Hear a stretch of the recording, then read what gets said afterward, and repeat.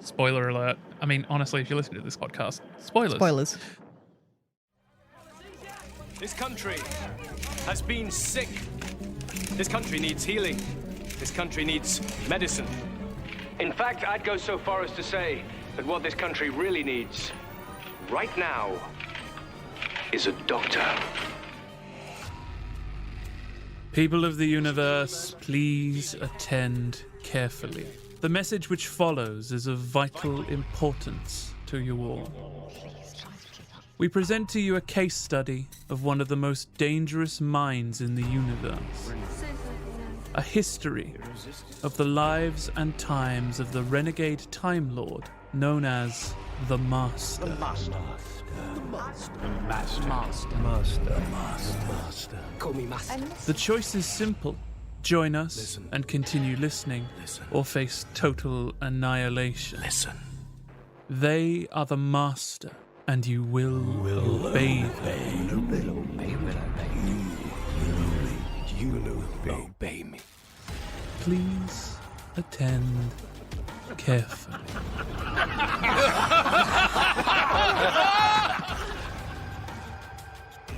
Hello and welcome to Please Attend Carefully, the Doctor Who podcast about the most magisterial of malefactors.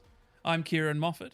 And I'm Amber Patrick. And each week we bring you a chapter from the lives and times of the renegade Time Lord known universally as the Master. This week we will be looking at The Sound of Drums and the Last of the Time Lords, a two-part 2007 TV story written by the once and future showrunner Russel T. Davies. What's it about? This story is about Harold Saxon becoming Prime Minister of the UK and opening up a time paradox between the end of the universe and current day Earth. Sounds like a convoluted idea. So let's get straight into this. This is the first, barring the small clip at the end of the Utopia, which technically it's a three-parter. Yeah, a very good three-parter. I haven't included Utopia in this because I kind of want to talk about Yana separately from the Saxon and he Master. has those set of audios that very nicely play into Utopia, so that'll get its own special episode. But, so in essence, if we're not including the War Master because it was a bit of a cameo, John Simm's Master is the first proper Master of the new series. The first Master to actually do something. To actually do anything, yeah. So this is the Master back writ large. Does it feel different? Yes, but for some reasons that I definitely want to talk to about a lot in this episode, because yes, there are definitely something different about this Master, and we can get straight into it if you... Yes, let's get straight into it. So the end of the last episode saw the Master regenerating for a start. Shock ending. We meet the Master and then suddenly he regenerates, which is a very 1996 move. Yeah. But the thing I like, and I think it characterizes this Saxon Master, as we're calling him, this characterizes the Saxon Master because when the War Master is regenerating, he says, if the Doctor can be young and strong, so can I. So he wants to be who he's becoming. Which is interesting if you think about the fact that Peter Davison's Doctor was younger than David Tennant's Doctor. Yes. If the Doctor can be young and strong, then so can I, the Master. Reborn.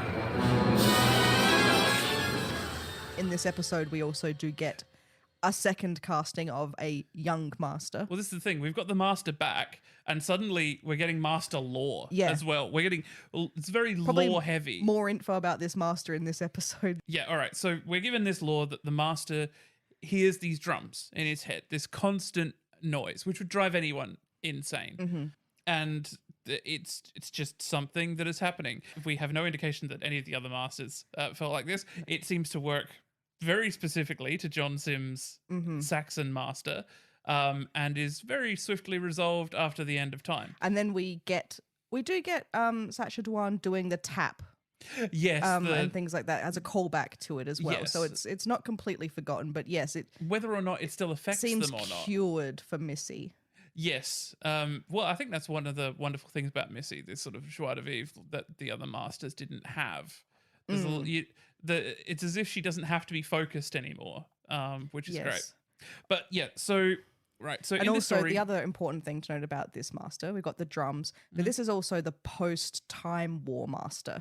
Yes. Which none of the others have ever had. So as in the same, we just had a post-Time War doctor, now we've got a post-Time War master. And although, what that means for them. because although he doesn't talk about it much in this, we find out through Big Finish later that the War Master actually was involved so heavily in it. Yes. But this one, unfortunately, they hadn't gotten that far yet with this character, so there's almost no mention at all of the Time War through him. Yeah.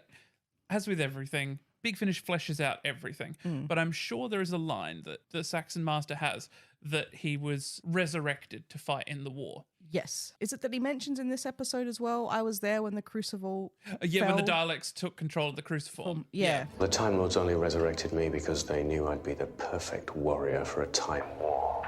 I was there when the Dalek Emperor took control of the Cruciform. Which, again, in Big Finish. So yeah, we're seeing a master who has come into it, and obviously we'll get into Utopia later, but, you know, the cliff notes being that the master had a chameleon arch that turned him into a human, and then Martha just had to get nosy and be like, hey, can you see this fob watch? It's like, maybe wait for the doctor to be there when you do that. But anyway, that's Utopia. Yeah, it is. Now, so we've got a master who basically, he wakes up and the Time War's all over.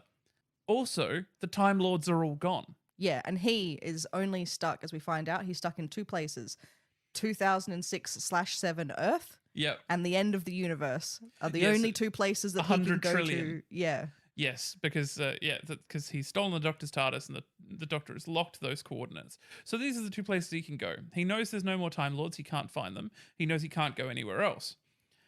So he does what any sane man would do, and he runs for government. He runs for government, exactly. So we find out in this story that all of the little breadcrumbs and Easter eggs that have been left along the way throughout this series have led to the fact that the Master has been on Earth for 18 months becoming Prime Minister. Harold Saxon. He made himself up as Harold Saxon and he runs for Prime Minister. I like the fact that even earlier than that, we even got the story of Harriet Jones having to leave power so that there's then an election for him to be elected in. This is his first honest-to-God appearance, just after the downfall of Harriet Jones. So seeing all the posters vote Saxon around aren't really alarm bells because you know that Harriet Jones has just had to step down. Yeah, and Harold Saxon is a really interesting choice for a name. You know, Harold Hardrada fought at the 1066 Battle of Hastings when William the Conqueror defeated him. So, you know, the French took over. And so Harold Saxon is a really sort of English McEnglishson name.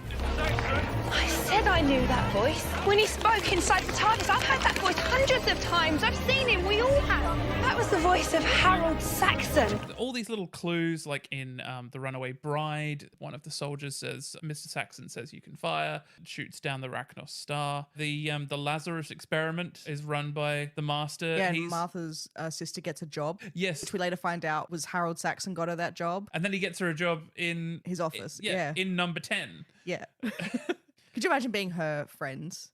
He's just like, how does she keep getting these jobs? Yeah. She's useless. Yeah. What exactly do you want me to do? Oh, yes. What was it? Tish. Letitia Jones. Tish. Well then, Tish. You just stand there and look gorgeous. So we open with like this sort of sudden vision. It's a surprise suddenly sprung on all the characters. Yep. And we see the successful campaign and he's been elected and we're seeing his first cabinet. And the first thing he does... Kills them all. Kills all the cabinet members with poison gas. Excuse me, Prime Minister. Do you mind my asking, what is that? A gas mask. I beg your pardon? It's a gas mask. Yes, but, why are you wearing it? Oh, because of the gas. I'm sorry? Because of the gas. What gas? This gas.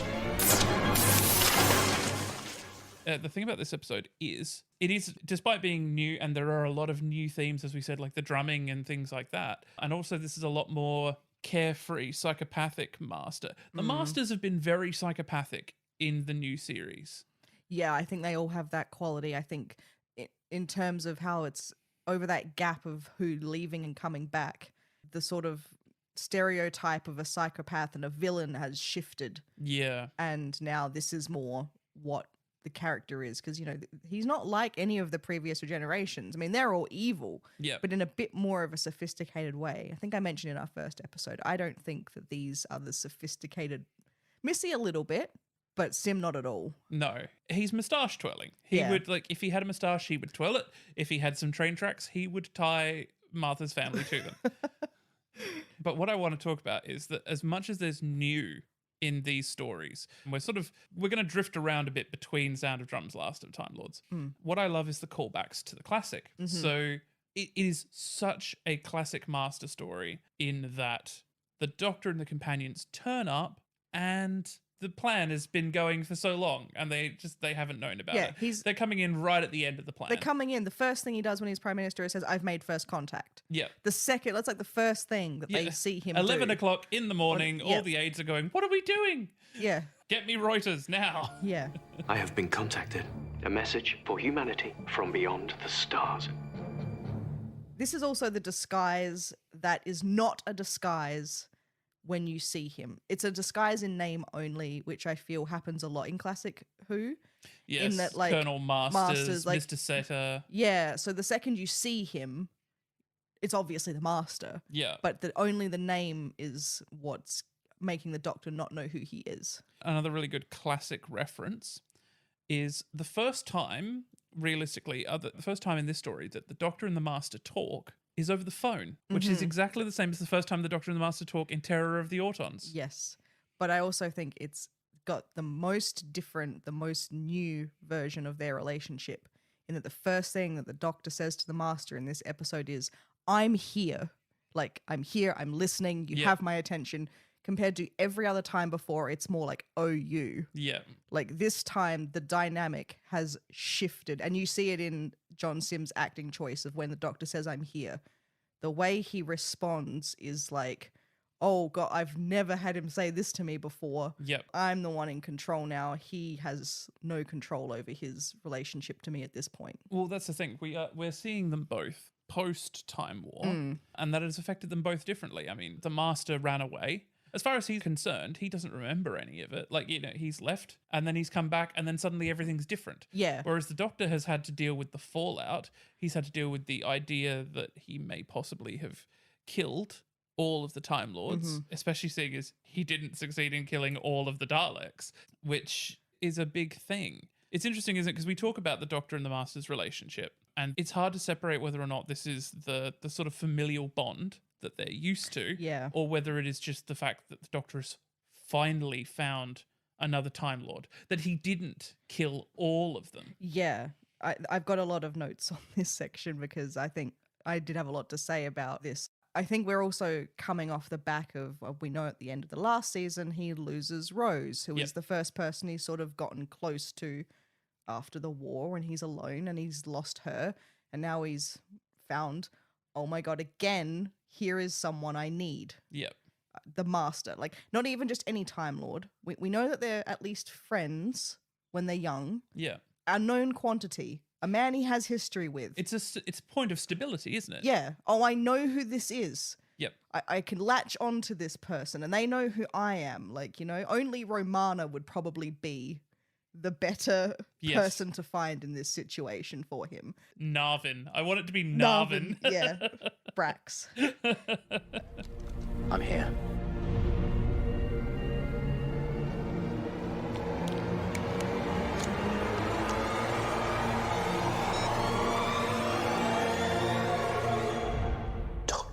So now the dynamic is completely different because now the Doctor needs the Master. He isn't trying to push him away or get him out of the way or he's trying to foil his plan, but he needs him. He's not afraid to show that. And obviously, what does the Master want more than anything in the universe? To be needed. To be needed, to have attention and to have power and control. And now he's got it over the one person he's always wanted it over. Like, the game is now, the ball's in his court for the first time almost ever in their relationship. Don't you see, all we've got is each other. Are you asking me out on a date? I want to circle back to this because I think we've got a lot to talk about insofar as Martha in this story as well. And I think that circles back nicely. But firstly, I just want to, on the things that are like classic things coming back, hypnotism. Yeah. He's hypnotized the entire country. But like in a modern way, which is a really fun take on it. He's used the phone. I mean, is this a political statement by Russell T. Davies? Like, oh, your phones are keeping you hypnotized. They're turning into zombies. Elections are won online these days. They're not won. Yeah. Like you don't. It's funny to think that 2007 is so vastly different to what it is today. Yeah. Like the technology, like even just watch it. Like if you watch it, the CG is a bit ropey. Imagine this is a Delgado story. Right. It would be him up on a stage talking to a crowd of people, and it would be him like hypnotizing them, and it would be him in back rooms getting MPs on his side and things. So if this was like a 70s story, he would be like behind a lectern, he'd be wearing a rosette. Yeah. And he'd be hypnotizing an entire and crowd. they'd be driving a van round with sirens on the top saying, vote Master, like that kind of thing. You can picture the 70s version of this story. Absolutely. Brought forward to now. Playing on that sort of oratory thing, like, well, I mean, I don't want to compare anyone to Hitler, but the Master, you know, like the way that Hitler was an orator that drew people in. Yeah. You know, it's a convincing way. The Master is convincing. Yeah. I mean, and we see that right at the beginning, don't we? We see that speech, you know, what this country needs right now is a doctor. Given more than 18 months, he could probably win the election without hypnotism. Yeah, I mean, well, if politics has shown us anything, you don't need to tell any form of truth anymore. You can just basically gainsay everything, and you can win an election purely on personality. Again, is Russell T. Davies prescient with his politics? So he's won. He's prime minister. Then his big plan. Mm-hmm. First contact happens with the Toclafane, which is a made-up name. Which is a made-up name. The Toclafane are, like the doctor says, like the bogeyman or, you know, the monster under the bed, that sort of thing. Yeah, so they reveal themselves. Floating spheres with spinning blades. Not enough enemies have spinning blades. And children's voices. Yes. They kill the president. Yes, they do kill the president. In front of the entire world. Then the next thing we know, the Rogue Traders are playing. Yes, the Rogue Traders are playing, which was hit number 3 in the UK charts in 2006. Number 1 here, I think. No, less here, number 9. Really? But she was on Neighbours at the time. Fun fact, I've worked with Natalie Bassingthwaite. And well done you for being able to say it. I can't say it. And it was like one of those things where it's like, can I go up to her and say, I love the use of your song in Doctor Who. Like she wasn't involved in that. Like surely she would have had to be asked. One would think. Well, a label probably, but yeah. Here come the drums. Yes. So suddenly this is happening, and this is all because the Master has built a paradox machine. Out of the Doctor's TARDIS. So he's cannibalized the Doctor's TARDIS, turned it into this machine that allows for a paradox, and then all the Toclafane come through. That's the end of episode 1. Oh, and they start to kill 1/10 of the population of Earth. They decimate the population, which is a great word. Which, just to quantify, is 660 million people, is 1/10 of the population in 2007. Good Lord. Shall we decimate them? That sounds good. Nice word. Decimate. Remove 1/10 of the population. So the Doctor and Martha and Captain Jack Harkness are on the run. They're using TARDIS keys as perception filters so that they can't be seen. But the Master can always see them. Yes. They're standing there, but the Master can still see them, and he's putting on a show for them, and they don't realize. Yeah. This Master is very flamboyant and wants to be seen. A lot of other Masters sort of work quietly in the background, but this Master, he's the ringleader. He wants everyone to see what he's doing. Yeah, and he makes promises that force other people's hands. Like he promises the world they'll get to see this televised invasion. Yeah. Or first contact. So they have to. So then that means he knows cameras will be there, and so he hams up for them, you know? I think the beauty of the Saxon Master is that it looks like everything he's doing is totally chaotic. But in his chaos, every single part of the plan is planned down to the last minute point. Yeah.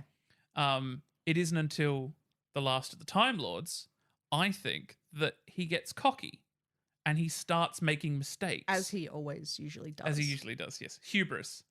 Yes, the Master is a martyr to hubris. Well, it's like the best plans happen when the Doctor isn't there, and it's almost like he gets flustered and suddenly, you know. Why does he get flustered, Amber? Well, no. Well, there are a few reasons, but in this particular one, he's had 18 months of just doing his thing. Yep.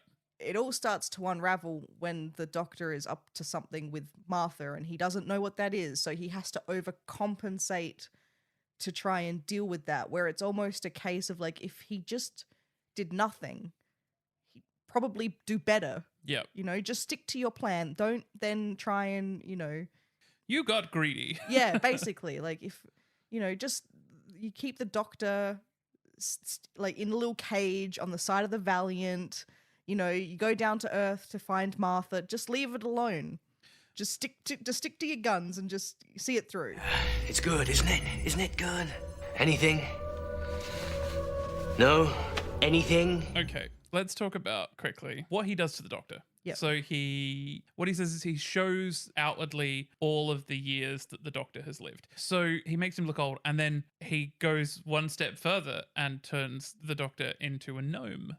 Yeah, a really strange choice. It's a very, very odd choice, and puts him in a birdcage. Yeah, yep. Puts him in a birdcage. What is it? What is he achieving by this? Yeah, there's no narrative purpose for the Doctor to be in this state except to have a nice flashy sort of big heroic moment where the Doctor returns to his normal hot self and like floats through the sky. I don't know. I think like it's just the Master. Again, I think that harkens back to that line about wanting to be young and strong. And by making the Doctor old and weak, the Master is somehow winning. It would have been fun to have him enter the decayed state like the Master was at one point. To get the decayed Doctor would have been a fun callback. It probably would have been a bit too gross for people, yeah. But I think I don't know. That little gnome thing is the gnome is terrible, and also it would have been less like it would have been less with the CG. Which, as we've said, now in 2023 is a bit ropey. There you go, Gramps. How did he ever come to this? Oh yeah, me. Let's just take a quick detour here and talk about what happens in between those two episodes. Mm-hmm. Martha escapes and is going around the world with a purpose. Yes. Which was documented in a book called The Story of Martha, which was a series of short stories, which Amber read. Sure did. Before we even get started on my review of this book, I think this is the worst book I've ever read. That bad? Yeah. So The Story of Martha, written by Dan Abnett. And others. It's a bunch of short stories. Yeah, it's a bunch of short stories. So disclaimer, I didn't read the rest of the short stories. So there's The Story of Martha is like the wraparound story. And so when she goes into little colonies to talk about the Doctor, she tells them these other short stories. Right. And then it tells the short story, and then you go back into Martha continuing around the world. So there's about 5 different segments with Martha, and in between all those segments is a short story. Right. So because this is a podcast about the Master, and I also was not having a great time with this book, I skipped all the little short stories because I was more interested in what info we got about Saxon and more world building in that time. But oh god, this book was a struggle. I think you saw the many screenshots of pages that I sent to you. I was screaming reading this book. We have a Discord where we privately send each other things, and some days it's just ding, ding, ding, ding, ding, ding, ding. Sorry. So what's the problem? Why was this the worst book ever? I think it's the sexism and the misogyny. That's the big thing about this book. It's the apocalypse, people. Can't we just do away with it? Yeah. Like, the Master has taken over the world. He has killed millions of people, hundreds of millions of people. And the ones that are left are the fucking sexists? Yeah. So I'll get to it. But essentially the story is, this is the story of Martha walking the earth, spreading the message of the Doctor. But it's also about the soldiers that are assigned to chase her down and bring her in for Saxon. Right. So they're the ones who are very misogynistic in the texts, because we see them a lot. So there's a lot of, screen time, as it were, for them. And I think basically this entire story was written off of the one line by Tom Milligan that's, I heard you're the only one who got out of Japan alive. That's the big climax ending of this book is Japan. There's a lot of people depending on you. You're a bit of a legend. What does the legend say? You sailed the Atlantic, walked across America, that you're the only person to get out of Japan alive. Martha Jones, you say, she's going to save the world. Now, this book, Martha has the worst time. This is the case of a companion who is just asked to do too much. She ends up in a Japanese prison where she has to, soldering iron on chips onto, I don't know, something on a production line. And it describes how bloody her hands are and how she just doesn't sleep and her shifts are like 8 hours and she just has an awful, awful time. And you hear about all of it. And then you've got all these men being really sexist to her.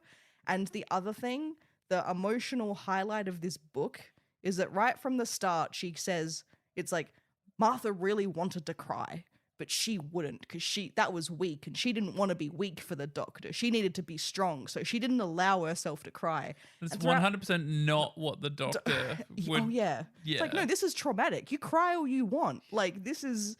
Anyway, she goes through the whole book not crying. And then at the very end of the book, when Japan is burning in front of her and she's made it out alive, she allows herself to cry. And I was like, fuck off. Like, it was the worst. Just a clear example. Sorry, Dan, you don't know how to write women. And I will admit, I showed some other friends who I have of this book. Yeah. And they'd read other work by him. One of them was actually currently reading another book. This guy is a 40K Warhammer 40K writer. And the excerpt I read from one of his 40K books, the woman in that was almost exactly the same way that Martha had been described. Oh, and it's like, oh, you don't know anything about women, so you just have the one, oh, I won't show any weakness in front of the men trope. That's all you know how to do. It's like when people say that Joss Whedon is a great feminist. Yeah. Some examples. Martha nearly gets caught with the perception filter on because they smell her perfume.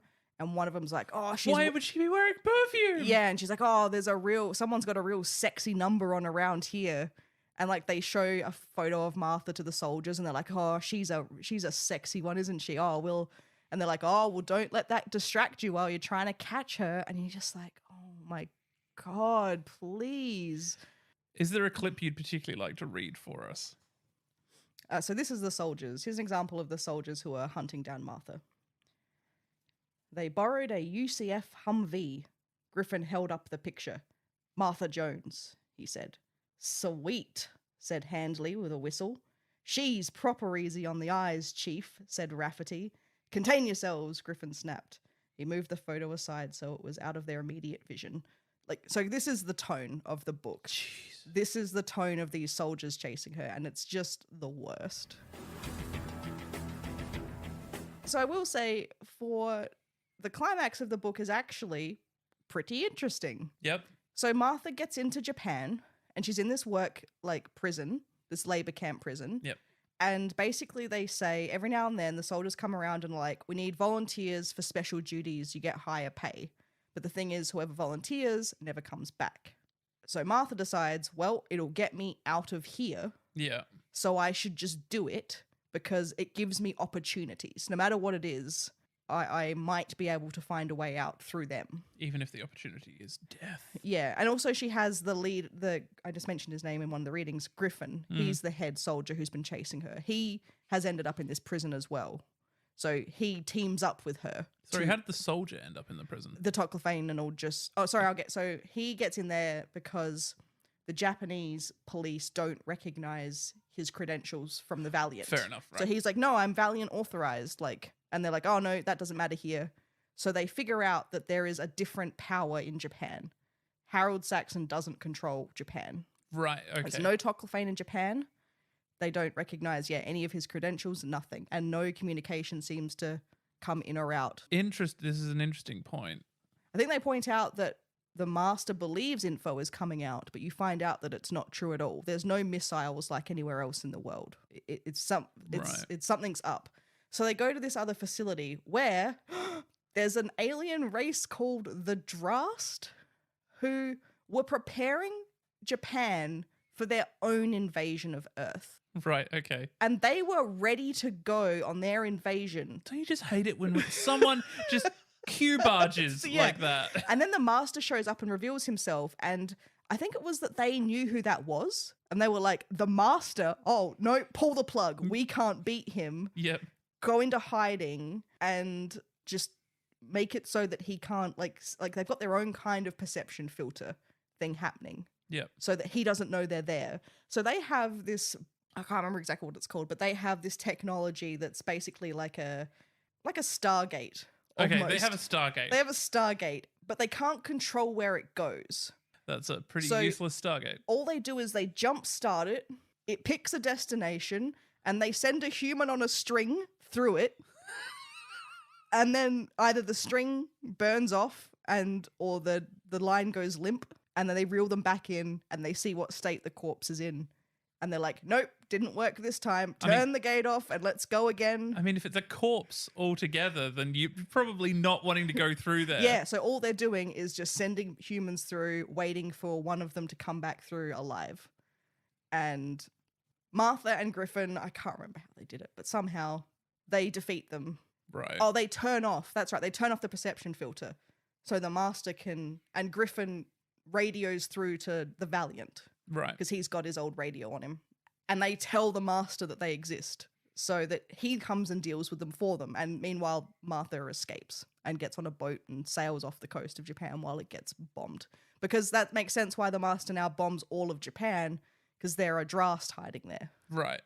So, and that's the Okay, that's that the end answers of the why book. he destroyed all of Japan instead of just a throwaway line from Russel T. So Davies. that part was interesting. Yeah, I the can imagine. Drast storyline, because it was, sci-fi. I think overall my critique of this book is that this was the wrong author. It should have been a spy espionage thriller author, not a military Warhammer author. It just wasn't the right tone. See, Dan Abner is one of those authors that he gets these contracts, I think, because he's familiar with working to IP. Yeah. Yes, I don't think he has much original work. It's all IP work. How long since you were last in Britain? 365 days. It's been a long year. So yes, so we build up and we do all this stuff with Martha, and then the climax of the book is we actually get to see the Master himself, and he gets like 1 or 2 pages of dialogue. The Drast here, he said. Those fortune-hunting, glowy entrepreneuring nobodies. The Drast! Did you know anything about this? His last remark was aimed at the wizened old man sitting in a wheelchair by the window. The wizened old man didn't reply. Still, the Drast, he said, leaning back and cocking his head to one side. I'll teach the Drast to mess with me. Bioluminescent idiots. And I was starting to like Japan so much. He looked at the ADC. Calm your pretty head, he said. I'm not angry with you. Who could ever be angry with such a gorgeous thing? Summon the Toclafane swarms. I want the Drast to know without any qualification who's master. Yes, sir. He pursed his lips and chewed his jaw to and fro for a moment. Burn the islands, he decided. Yes, burn them. We can build guidance somewhere else. Yes, sir. He looked at the wizened old man in the wheelchair. The old man's eyes were glaring, hooded by extreme time, painfully disapproving. Oh, come on, he cried enthusiastically. Vengeance can be so much fun. See, even in that part, like I know that this is a Master who does call Lucy beautiful and Tish, things like that, but even this, like, calm your pretty head. Who could be angry at something gorgeous like you? And you're like, come on.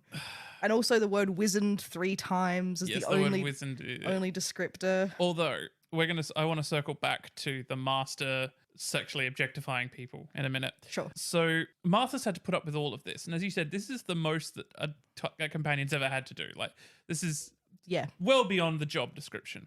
Like, how does Martha feel as well? Martha has been following around the Doctor like a lost puppy, basically. Yeah. And he doesn't realise that she exists. Oh, I know what it's like. It's like when you fancy someone and they don't even know you exist. That's what it's like. But she sees that he is following around like a lost puppy, a man who has just killed a huge amount of people and is also holding her family hostage. Yeah, I think this episode, if you're the Jones family, this is tough. Yeah. First of all, you're subjected to 12 months of just torture Yes. and abuse from this man who was the Prime Minister. Not to mention the cold mashed Swede. Yeah. Like, this is awful. You put to work, you know, you're doing labor, you're a janitor. And then seemingly the doctor, this man, is, from the outside, you would say, in love with this guy. Like, Yep. if you have no way to say who the two of them are, if you just came to that purely from that perspective of what you see. I think that Martha's mum definitely feels vindicated in her wanting Martha to not have anything to do with the doctor. Yeah. Yeah, absolutely. Like, I think at the end of this novel as well, Martha's absolutely done. She's like, nope, this is it. I couldn't keep going on. Yeah. And at the end of the episode, you totally agree. She's got all her family there. They all survived. They all have trauma. Yeah, because they survived what happened. So obviously at the end of The Last of the Time Lords, everything is reversed, but they still remember everything. None of it happened. The rocket, the terror, it never was. But I can remember it. We're at the eye of the storm. The only ones who'll ever know. Because all those things, they still happened. Because of him. I saw them. I suppose we should probably talk, because we're sort of bouncing around a bit. Yeah. The Toclafane. Mm-hmm. Now, we discover in The Last of the Time Lords what the Toclafane are. And they are the human race from the year 500 trillion or 100 trillion, whatever it is, the end of the universe. Like, they have been running from the entropy of the universe. The universe is collapsing around them, and the human race has evolved into heads in balls. Yeah. Heads in balls. The last we saw them, they were going to Utopia. Yes. Yeah, and now this is, instead of getting Utopia, they get this. Well, that's the thing, isn't it? Whenever you're looking for Utopia, you'll never find it. And so the Master believes, I think, in a way, that what he's doing is altruistic. He's saving the human race. Yeah. It's the end of the universe. They've got nowhere else to go. And they're retreating in amongst themselves and driving themselves insane. And he brings them back to a peaceful time. Well, not even a peaceful time, because he's about to launch universal war. Yes, with them. He is. It's hard. What are his motivations for doing it? Basically, it's also interesting. Just quickly, another nod to classic Who. Yeah, he's supporting another race. Yes, he never does things on his own, does he? He's always helping someone else or utilizing someone else. So yes, does he think he's doing a good thing? Well, maybe not, because the first thing he's going to do is create universal war. And I mean, I guess if he thinks the Toclafane are invincible with him by his side, I mean, there's no Time Lords to contest him anymore. He knows that. So the only, maybe he assumes the Daleks are gone. He doesn't know, I suppose. Is there anyone powerful enough to stop him? Probably not. And then he gives the Toclafane the universe. I think if we were to compare this to the power of the Doctor with Sacha Dhawan's Spy Master, I think this is a wonderful example of the Master trying to be the Doctor, but being incapable of it. So he's trying to save the human race, but he's doing it in the worst possible way. Yep. And the other big part of that is his companion. And I think now is the time when we need to talk about Lucy Saxon, because Lucy Saxon is such a big issue in this story. She's such a complicated character. Well, I don't know, is she a complicated character? Yeah, you can read it a few ways. I think it would be interesting to see what Russel T Davies actually intended. Yep. If he did intend anything, or if it was meant to be up to the viewer to decide if she was complicit or hypnotized. But I've got plenty of research on you. Yes, good family, Rodine, not especially bright, but essentially harmless. So she is the Master's first companion, as far as we see on the TV show. Does Chameleon count? Well, it's hard because I think we mentioned, I don't know if we talked about it specifically, Pharaoh is hypnotized, but I guess you could make a case for him kind of being a companion. Bruce Master has the boy whose name I can't Chang Li. Yep. Yeah, like some of them have companions, but it's a very grey area of being willing companions is the distinction. So here we have someone who is his wife, which is, one assumes from the way they're presented, that is a willing relationship. Yeah. And also in an example of how he tries to be the Doctor but fails. When the Doctor takes a companion, and shows them something wonderful. He can only travel between 2006, 7 and the end of the universe. So he takes her to the end of the universe and shows her The heat death of the universe. the void. Like, here is a void. Yeah. Please scream into it. Like, Yeah. this is nothingness. Your life is meaningless. This is where you end. Yeah. Instead of the beauty of the universe, it is the worst possible thing you could show someone. Yeah, just break them immediately. But maybe that's then how he tries to get her on side. But I can fix it. Come with me. Yeah. We can save this universe. You know, maybe he tries and draws her in that way and promises her salvation. She mentions at one point that he was very good to her father. Yeah, that was interesting as well. It's a nice throwaway line, whether he helped the father in some way or whether he just didn't kill him. I wonder if it's a case of he knows for this disguise he needs a wife. Yeah. He needs a woman by his side to play the part. You can't be a single man and a prime minister. No, so as much so as what Love I Actually think tells you. Maybe he then just finds the most beautiful woman, because she is very beautiful. She's he just stunning. finds the most beautiful woman he can, who's small, like, no offense to her, low willpower. She's Yep. not a particularly strong-willed woman. So he finds a weaker woman who's very beautiful that he can stand the side of. Yep. He manipulates her. He meets her parents. He's fantastic and hypnotic. Her parents are like, picked a good one there. You know, Yeah. you can imagine this kind of stuff happening. And then it's very quickly we get married and, you know. She does seem to be in a daze for Yeah. quite a lot of the time. She, especially, and I mean, we'll get round to it at the end of time, but in the end of time, she seems a lot more assertive. But yeah, she seems like she's in a daze, as if she's drugged or drunk. I'm not saying she has been, or that she's been hypnotized or anything like that. I think it's almost a sort of fugue state, really. She's just, her mind has run away from all the really horrible things. It's just sort of like, if I just don't acknowledge it, it's not happening. It's not happening, yeah. Because I mean, the journalist is killed basically in front of her. The lady doesn't like us.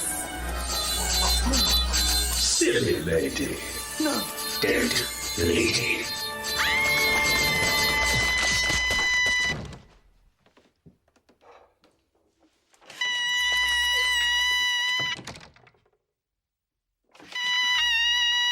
Again, interestingly, talking about the Master seems very lustful in this. In a few ways. In quite a few ways, yes. He seems very lustful. I mean, there's the bit where he's talking about the masseuse, Tanya. Yeah. Tanya, she's gorgeous. Yeah. And, you know, maybe you and Tanya could get to know each other. That'd be fun, wouldn't it? Yeah. And you're like, ugh. Time for my massage. Who shall I have today? Tanya. Come on, sweetheart. Tanya, when we go to the start, I'm going to take you to the Catriga Nova. Whirlpools of gold. I mean, hey, I'm not here to king shame, but the way that he treats her, it's very heavily hinted at that it becomes a physically abusive relationship, because she's walking around with a black eye. Yeah. Over that 12 months or something, like maybe. And it seems weird because she doesn't ever seem to oppose him. So he's just a piece of shit to her. Yeah. He's a piece of shit. And I think it's probably a case of the Master will never be satisfied. No. I can end that sentence there. Yeah. The Master will never be satisfied with conquest. Yeah. Like, even if the Master does have the entirety of the universe, What would he do then? What would he do then? And that's the thing. Like, he needed Lucy to get where he was, and then now he's bored of her almost. He's bored of her. He's frustrated with her. And of course, Lucy is the one that eventually picks up the gun and shoots him. And it's actually kind of great when you think about it, that she is the one who it's great, gets to but do that. I think it's like the Poison Sky when Radigan goes up to the Ciarán thing and he hits the thing. I love that moment. Yeah. It's literally the only moment that can happen, because he either has to have, he's done so many awful things that the only thing you can do is give him redemption. Yeah. Because that's the only way to end the story. Otherwise, the story is sour. Like, you have to have Lucy redeemed. Otherwise, it's a sour story. Although it feels like the difference with Radigan and all, I don't know if Lucy's is so much a redemption redemption. I don't think she's doing it for everyone else. I think she's doing it for her. Radigan's doing it for everyone. She also barely, like, when Jack takes the gun off her, she barely looks like she knows what she's doing. It's a really hard to pin down mood, but it's for herself, I believe, the shooting. And I think that's one of the things that makes I don't know if she's meant to be written this way, that she is so compelling, but I kind of get the feeling the reason she's compelling is because she's not fleshed out, and because she's kind of an ancillary character that they couldn't be bothered really going too deeply into. There's no more time. Yeah, there's no time. So there's no time to go deeply into her.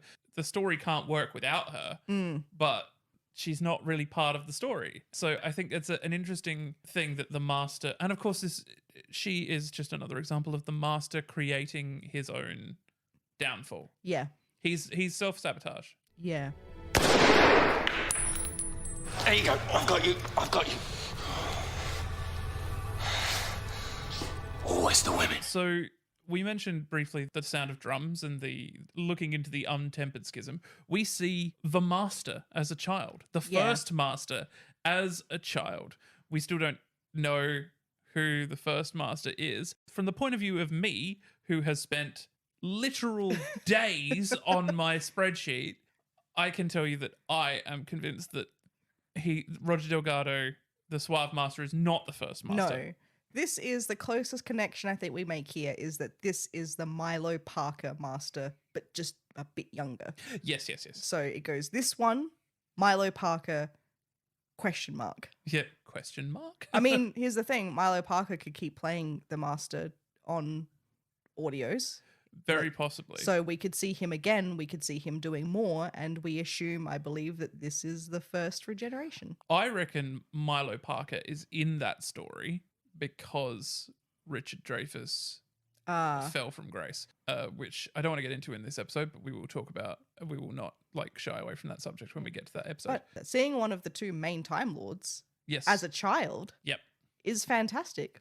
It is. We get nothing for, all of Classic Who. Bam, suddenly we have the Master, and he's a kid. Yes, I really like that the costumes in that scene, all the Time Lords are wearing their coloured robes. Mm-hmm. He's wearing the black and white robes that the Time Lords wore in the War Games and the Three Doctors, which is nice that they kept those costumes and just sort of changed them around a little bit. Yeah.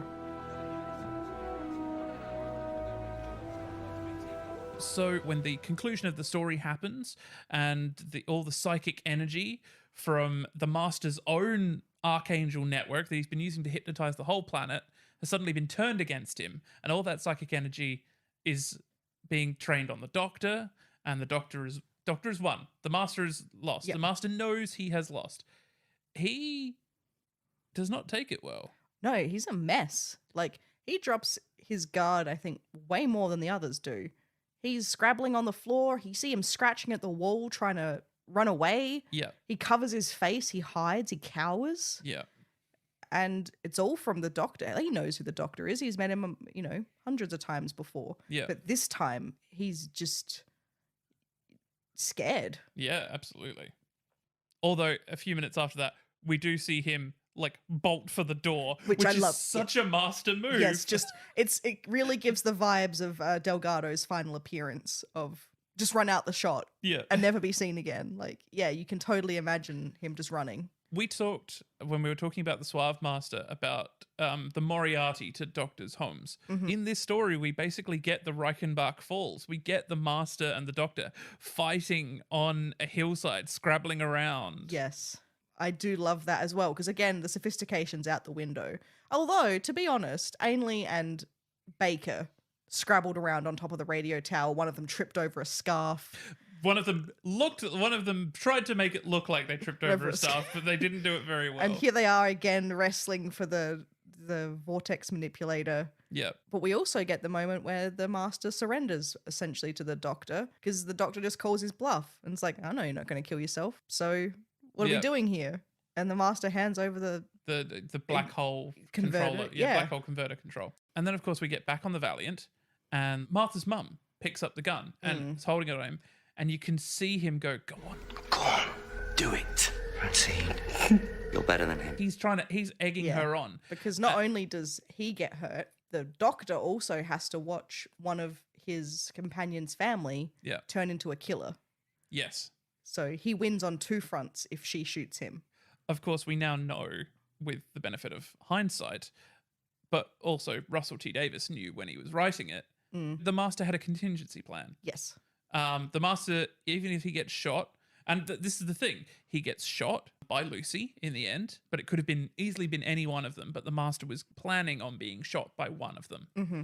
And he refuses to regenerate, which hurts the Doctor more than anything else. Like, he would rather die than be alone with the Doctor forever, with the Doctor in control. Yeah. Can you imagine being Martha's family where you're like, oh, thank God Lucy shot him. Like, yes, it's done. The nightmare's over. And then you see the Doctor crying, screaming, rocking backwards and forwards, cradling the body of this man who's just died. Yep. Like, could you just be like, I never ever want to see the Doctor again. Yes. Get this man away from me. Absolutely.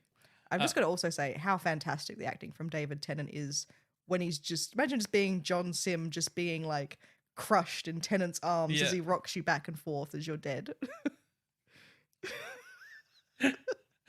I hadn't imagined that, but now I will. I'll imagine that on my own later. Yeah, it's an amazing scene, and yet just the sort of power of the Master going, no, I'm not going to. Yeah, I'm in control still. Yeah, I'm so in control. And then of course we know that he had a contingency plan to come back from the dead. The cult of Saxon. Yes, the cult of Harold Saxon. It's amazing. So there's a wonderful shot right at the end of the episode where the Doctor has put the Master's body on a pyre. Yeah. And he's just effort, Doctor. But also he's just left it there. I mean, it's not going to burn the body completely. And I'm assuming you're disposing of the body in this way to make sure that no one gets hold of, like, one drop of my blood could change the entire course of the. It's like, so you're burning him out in the open. And yet the ring is picked up by a hand with red fingernails, which Russell T. Davies said in a letter to Doctor Who magazine, yes, that's the hand of the Rani, because he likes to fuck with people. So yes, at the end of this episode, he's seemingly, but we know because we see the hand pick up the ring. Yeah, something's going to happen. He's going to come back. But for now, he has gone and he's left the Doctor all by himself again. Yes. At continuing, as you said, the theme of loss. You know, he lost Rose. He lost the Master. And then he's going to lose Donna. Yeah, he's going to lose Donna. And then no wonder he becomes the Time Lord victorious. Like, no wonder he decides to try and stop death, because everyone he loves up until this point has died. Yeah. And well, you know what? I would say that he doesn't. I would say he loses Rose. He loses Professor Yana as well, because the bond that they form in that episode is almost the perfect scenario. If the Master was good, this is the man he'd be. Yep. And they bond really quickly, and it's ripped from him. Yep. That excitement of, he's a Time Lord. Yeah. Oh, this nice old scientist man is really a Time Lord. Oh, now he's the psychotic killer of a man who's come back to ruin my life. Like, you know? Yeah. He never gets anything. We can't end like this. We're the only two left. There's no one else. Regenerate! How about that? I win. So, what is the death count looking like? Okay, so for this episode, obviously we have to account for the fact that we get 12 months of work undone. So I'll do the count and then we'll do what the actual count is. Okay, yeah. So 12 cabinet members, 1 reporter, 1 president, 1 Tom Milligan. Those are the individual kills. Okay, those are the individual people, right. Right. 660 million people of Earth. Then 128 million Japanese people. However, that's not accounting for the cull that had already occurred, but I can't do that math. So well, just add in the Drust, and I think we'll probably that's probably fair. Yeah. So what's have you got a total there? So the total at the end of, like, before we wind back time is 788 million and 15. I mean, that's got to be a record Yes, for him. probably for him. And then what happens after it's all undone and goes back? We wind back time a year. 14 true deaths. 14 true deaths. So the last being the president. Yes, so not as impressive as Terror of the Autons. So, of course, because that killed a whole bunch of people. Yeah. So Daffodils more effective. Daffodils than more becoming Prime Minister of England. Citizens, rejoice. Your Lord and Master stands on high, playing a track 3. I can't decide whether you should live or die. Oh, you'll probably go to heaven. Ciarán, Yep. it is time to test. Were you attending carefully? We'll start off. Right. So, Harold Saxon gets 3 celebrity endorsements. Who are they? Oh, McFly, Anne Widdecombe, and Sharon Osbourne. Yep, that's correct. It didn't help that we paused the credits of the episode exactly on screen where it said Oh, did we? Sharon Osbourne as herself, McFly as themselves. Oh dear. But anyway. I'm voting Saxon. He can tick my box any day. Vote Saxon! You're Harry! I think Mr. Saxon is exactly what this country needs. He's a very fine man. And he's handsome too. What university did Harold Saxon attend? What sports did he do? Rugby was the sport. Was it Cambridge? Was it King's College, Cambridge? Yes. It also says that he won a medal for athletics. So I'm not sure if that implied for rugby or for he did athletics. Yeah, okay. But yes. Cambridge University, rugby blue, won the athletics thing, wrote a novel, went into business, marriage, everything. He's got a whole life. Harold Saxon claims to have lost his copy of the 1968 First Contact Policy. Where did he lose it, and what else did he find while he was looking for it? Down the back of the settee, he found a bus ticket. Something bus ticket. Have you met the wife? A pencil. No, I'm not going to get it. He found a pen, a suite, and a bus ticket. Okay. Yep, down the back of the settee. Well, you know what it's like. New job, all that paperwork. I think it's down the back of the settee. I did have a quick look. I found a pen, a suite, a bus ticket, and have you met the wife? All right. The Master mentions 2 of his and the Doctor's previous adventures together. Which ones? Sorry, the Master mentions them. The Autons? Nope. The Axons? Yep. And the Daleks? Nope. The Doctor mentions the Daleks. The Doctor also mentions the Axons. Yes. Do you know? I'm just trying mentally to go through all of the things that the Master and the Doctor have done together.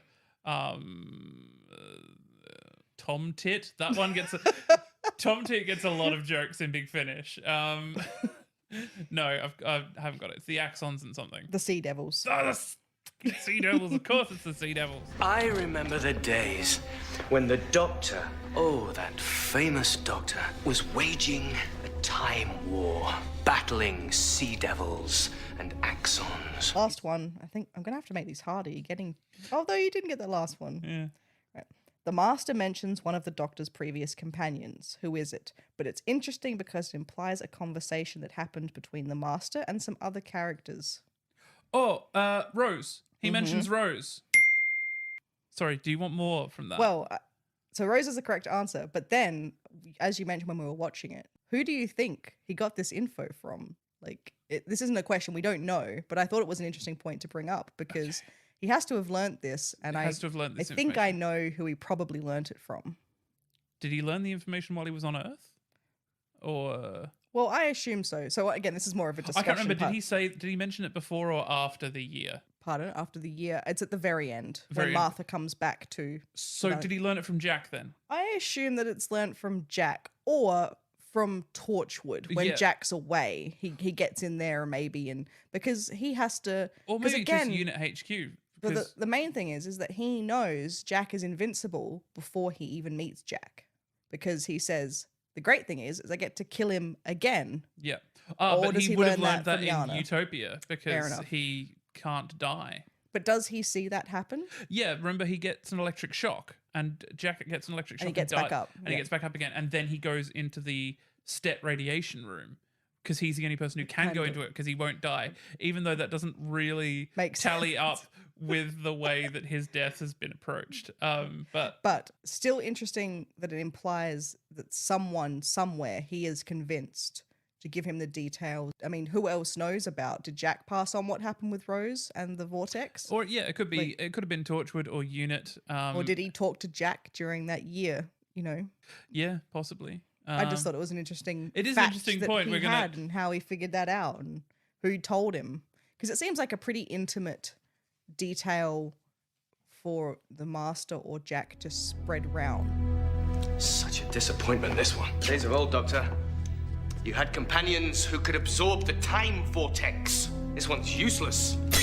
Bow your head. Congratulations. I think you got 3 correct and 2 of them half correct. Okay. All right. I need to up my game. I'm the worst Doctor Who nerd. All right. So that brings us around to what did we learn about the Master? We learnt that the Time Lords resurrected him. Yes. As a soldier for the war. Yep. He is returned with a drum beat in his head that he supposedly got. He supposedly got when he looked into the untempered schism. And that's his important law. That's how they initiate children into the Citadel. The untempered schism is, well, it looks a bit like a Stargate, really. And it is just a hole into the time vortex where you look at all of time and space. And you make children look into it, because that's something that you do. I mean, look, I take quite a lot of Big Finish stuff as canon, so I personally like to believe the whole Rassilon was the proto-racist, who the reason all people look and sound roughly the same is because Rassilon sent his DNA back through time, and if he did, he sent it through that schism. Oh yeah. Yeah. What else have we learned? He had a companion, which is something new for him. Yes. He is still hypnotic. We learnt that hypnosis and indeed hiding in plain sight are still very much. Do you think that's a thing for him? Do you think like the disguises is very much a they don't know it's me? Yes. Yeah, I think so. It's the control. It's the getting one over on people. It's the feeling of superiority. The smartest person in the room. Although he's big and he's back and he's new and there are a lot of differences. Like he's a bit of, like, as we said, new Masters, very psychopathic. Dancing to pop songs, which has never been done before. No, I mean, Russel T Davies must have been listening to like a lot of top 40 stations when he was writing this. Yeah, because both songs were charting in 2006. Yeah, I mean, I personally love them both. But while there's a lot of new going on, there's still so much old that you can it's still the latch same onto. character. Yeah, and that's what makes Doctor Who so great. It's like when you watch, the Doctor, and you're reminded that sure, it's a different actor, and sure they're a bit different in different ways. It's still the same character, and it always has been. And the same with the Master. If it is possible to play the role badly, to cast a bad actor in either of those two main roles, if it's possible. I've not seen it. No. But I wonder whether that's just a fact that literally anyone could play them in any way and it would still, because they're such proto-characters, that they're always going to be the character no matter who you get to play them or how. Yeah. As, that foundation is there for them to make their own but latch onto. Yeah. What I do like about Simm is that he has that danger about him. You are very scared of him because he is very psychotic and you don't know what he's going to do next, and he goes from happy to a manic very quick. Like his mood shifts on a dime, but that playfulness that comes out is also quite scary because it's like, oh god, he's being all playful, but I know it's not going to last. Like him singing Scissor Sisters is the perfect analogy of this. Like he's singing this happy cheery song and he's like pushing the Doctor around in the wheelchair and spinning him and dancing, but it's about how he wants him to die. Like that's the perfect song for the Master that they use for this version, and I think Simm is clearly having a lot of fun, and I also think Simm is keeping up with David Tennant, especially in that final scene, very well. Those two have made some very strong choices together, I think. about how they're approaching this new relationship of the Master and the Doctor. And yeah, I think he does a really great job. Now it ends, Doctor! Now it ends! That's all for this week's episode of Please Attend Carefully. Thank you so much for listening.